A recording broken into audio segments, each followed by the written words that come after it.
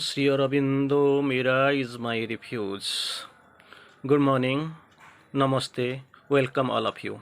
Today, the topic of discussion is on my real work. The topic of discussion of this morning is my real work. My real work. As Sri Aurobindo speaks of your real work. So, to consider, to understand the sentence of the word my real work, this phrase we have to understand clearly. My real work, what it means. It is actually we have to go back into his career of his work and yoga. This yoga, both were fused together, his work and yoga. So, through his saying my real work, we have to understand little bit from his work and his yoga practice. Here we have to go in details in a brief manner in order to understand what Sri Aurobindo meant by my real work. My real work. We must try to know something about his yoga. Already we have found Sri Aurobindo speaks of in yoga, mind was the side door entry into the spiritual life. He came later, but from his feelings, from his workings, from his speaking, from his attitude, it was clear that everything was clearly yogic. Clearly, it is compared with the Mahayogis, those who have performed the yoga. We must try to know something about his yoga. Now, what is yoga? Is the term when we speak of yoga, what does it mean? You may ask, yoga simply means union. Union, yoga, sanjukta yoga, we know it means simply union. The union of the human soul with the divine. This is yoga, already we have known. Union of the human soul with the divine simply is yoga. The union of man with God. Two things. Yoga means union. It comes in bilateral ways. Union of the human soul with the divine. The union of man with the God. Anyway, the basic concept is union. All the paths, the ways, and practices have led to this union and called paths of yoga. So all these paths, many paths are there, Sri Aurobindo speaks of, although the path seems different, many, infinity, but goal is the same. So all the paths, the ways and practices, have led to this union are called the paths of yoga. Many paths are there. People have performed as per their practice, as per their declaration and per decision. They have given many methods, many paths, many practices. Sri Aurobindo tells us what the aim of his yoga. But when Sri Aurobindo already came here, as we have already discussed and we know, Sri Aurobindo speaks of, I want to be separate. I want to be, because that takes Sanatana Dharma, the only Dharma. Sri Aurobindo speaks of Sanatana Dharma, the only religion speaks of. The religion, the practice that takes man forever from the life. I don't like it, I don't want to practice it, I don't want to catch it. So naturally, he had that different sense of his yogic practice. Sri Aurobindo speaks of here. It is the object of my yoga. What is the object of his yoga? Later it came into to be known as integral yoga. So it is the object of my yoga to transform life by bringing down into it the light, the power, the bliss of the divine truth. This was the whole object of Sri Aurobindo's yoga. Already we have practiced, we know Sri Aurobindo spoke of this yoga and all in his own words. Very differently, very distinctively, Sri Aurobindo spoke of this. This is the purpose of his yoga. Sri Aurobindo spoke. The object of my yoga, it is the object of my yoga to transform life by bringing, how this transformation of life will take place by bringing down into it the light, power and bliss. All are capital letters, light, power and bliss of the divine truth. The final aim, this is the object. Sri Aurobindo speaks of the final aim is to create a divine life on the earth. The final aim is to create a divine life on this earth, and in the earthly existence, not only on earth and the earthly existence, the final aim is to create a divine life. Sri Aurobindo did not teach an escape from life or mere sannyasa. He never taught. He was in here. We have to teach, we have to perform, never to escape from life and or mere sannyasa.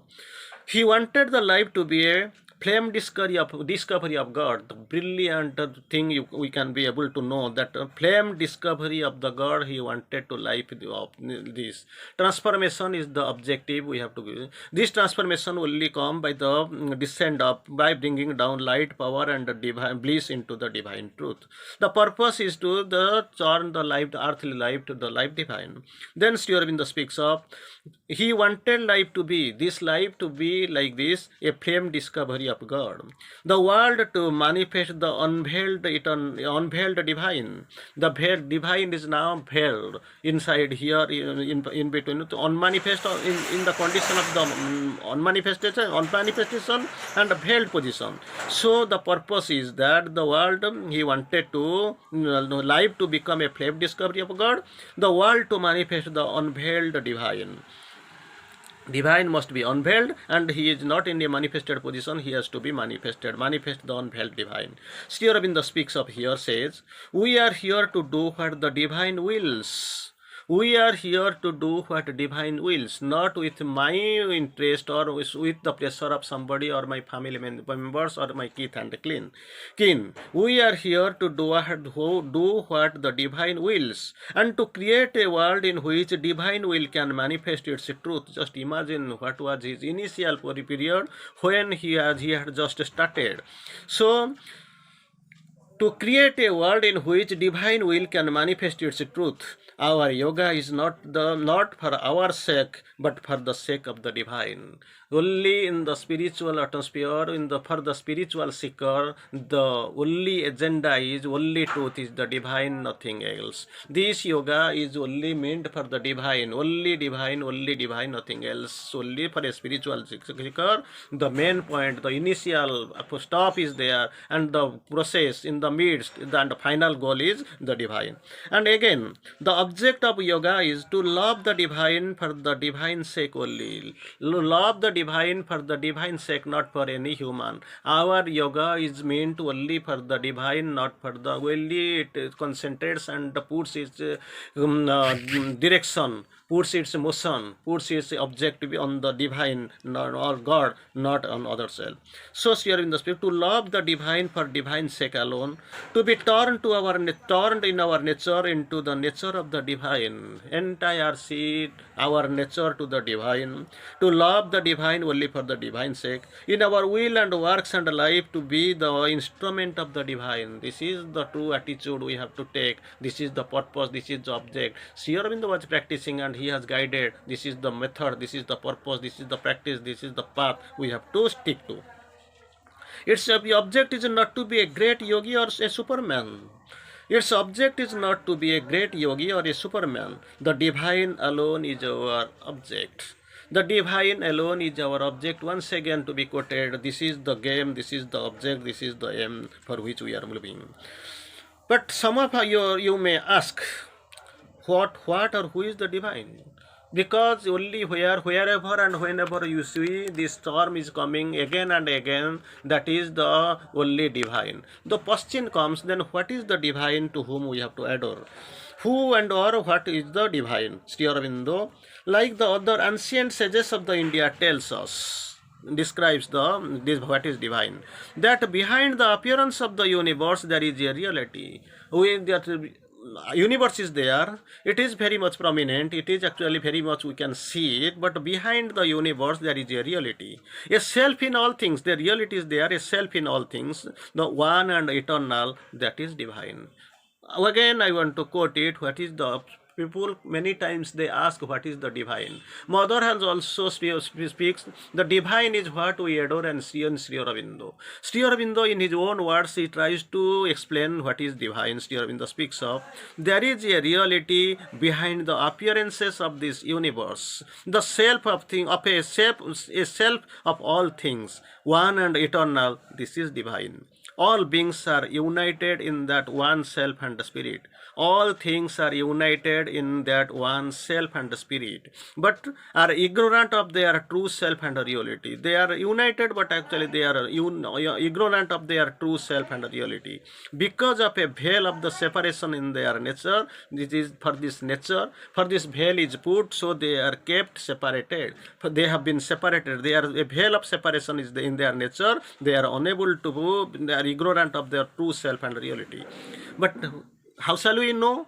What is the process? How can we be able to know and to unveil the divine? The process Aurobindo speaks of. But by yoga, this veil is removed. The process is only panacea, only solution is the process of yoga. By yoga, this veil can be removed, and man can become aware of his true self, the divinity within us and all things. Man can be truly concentrate upon it. They can be known.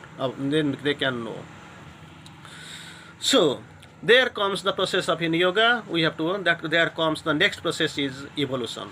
Our world, Sri Aurobindo teaches, is the scene of ascending evolution. In evolution, we have reached in the process of mind, life, and the body matter, and this ascending evolution has to take place. Goes from the stone to the plant, from plant to the animal, from animal to man. Man, for the moment, seems to be at the summit. So we claim so far the finest animal, but Sri Aurobindo believes and says this is not the last, because another is coming, superior being is coming. So he believes that there is nothing on the earth superior to him, man feels now. But surely he is mistaken, because in the evolutionary process, as still wholly an animal, thinking and speaking animal, man is now physical nature is an animal and thinking and speaking animal. But the animal in its habits and animal in its habits and instincts, the next step will be in of the evolution. They must be taken. The animal man at present, who has to become the divine man. He must develop a new and higher spiritual consciousness. What Sri Aurobindo speaks of the supermind or the supramental, the truth consciousness, and live in a new life, perfectly harmonious, good and beautiful. He has to live happy and fully conscious. Right, Mother, she speaks of, during the whole of my life upon earth, Sri Aurobindo gave all his time to establish himself this consciousness and help those gathered around him to realize it. Sri Aurobindo sacrificed him, practiced it, he taught the people who were gathering out for him. Entire life he has sacrificed. Then was his main work, to bring down the great power to transform the earth life and show others the path to a new divine life. That power, that life, that bliss, as he tried to bring down for the transformation of this earth consciousness and humanity whole upon the new earth. It is this path to this life that the mother calls all the brave little children of the world to the truth's final victory. This is the path of integral yoga or Purna yoga. This is the path to realize the divine. Object is divine. Goal is divine. Our stop is divine. We have to go. We have to be liberated from this earthly little earth nature to the divine nature. This life must be turned to the divine life. Man must get back to his attend his Godhead, divinity. To realize the divine, to approach him with love and devotion and bhakti, to serve him with one's works, important thing, and to know him, to realize the divine, the path of the integral yoga, to realize the divine, to approach him with love and devotion and bhakti, to serve him with his works and to know him. Finally, to surrender all his nature to him. Surrender is the key term. Truth, surrender, these are the things we have to take care of. That it may be transformed and made divine by the light of truth. Transformation will be, and divinity, perfection will come only by the light and truth which Sri Aurobindo tried to bring down with it through his tapasya and through his consecration. From November 13, 1938, Sri Aurobindo found it necessary to change the course of his action, course of his yogic persuasion and yogic path, because that is not enough. He has to go for a looming world crisis. Was there deeper? He decided to go for the intense sadhana, to go into seclusion, to have a intense sadhana for the liberation. Thank you. Vande Mataram.